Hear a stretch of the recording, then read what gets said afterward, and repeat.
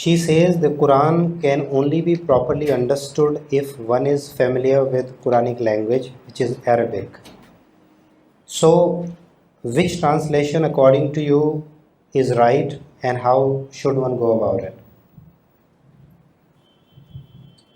دیکھیے، جہاں تک میں جانتا ہوں انگلش میں تو کوئی ٹرانسلیشن ایسا نہیں ہے جس کو ہم کہیں کہ وہ بہت ہی صحیح ہے.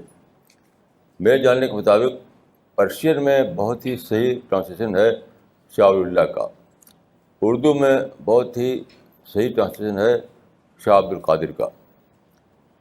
انگلش میں لوگوں کو کہا کرتا ہوں کہ بھائی کوئی بھی بہت اچھا ٹرانسلیشن نہیں ہے، جو اویلیبل ہو اسی کو پڑھیے. اور دیکھیے، سب سے بڑی بات ٹرانسلیشن نہیں ہے، سب سے بڑی بات دعا ہے. اس کو اچھی طرح یاد رکھیے کہ قرآن ایک ایسی کتاب ہے جس کے آتھر سے آپ ہر لمحہ کنسلٹ کر سکتے ہیں. قرآن میں لکھا ہوا ہے کہ میں تمہارے قریب ہوں، مجھ کو پکارو، میں تمہاری پکار کا جواب دوں گا. اسی کو میں ان لفظوں میں کہا کہ قرآن ایک ایسی کتاب ہے جس کا آتھر ہر وقت، جس کے آتھر سے ہر وقت آپ کنسلٹ کر سکتے ہیں. اب دیکھ کتنی بڑی بلیسنگ ہے.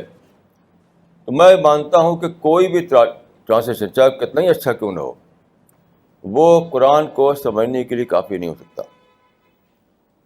سب سے بڑی چیز ہے جو وہ ہے دعا.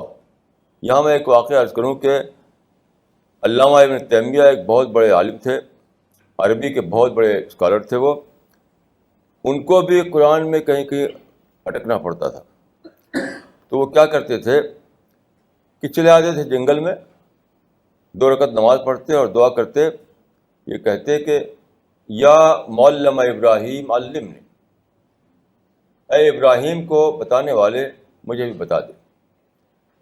تو میں یہ کہوں گا کہ جو بھی اویلیبل ٹرانسلیشن ہے اس کو لیجیے اور دعا کے ساتھ پڑھیے، ضرور آپ قرآن کے باتوں کو سمجھ جائیں گے.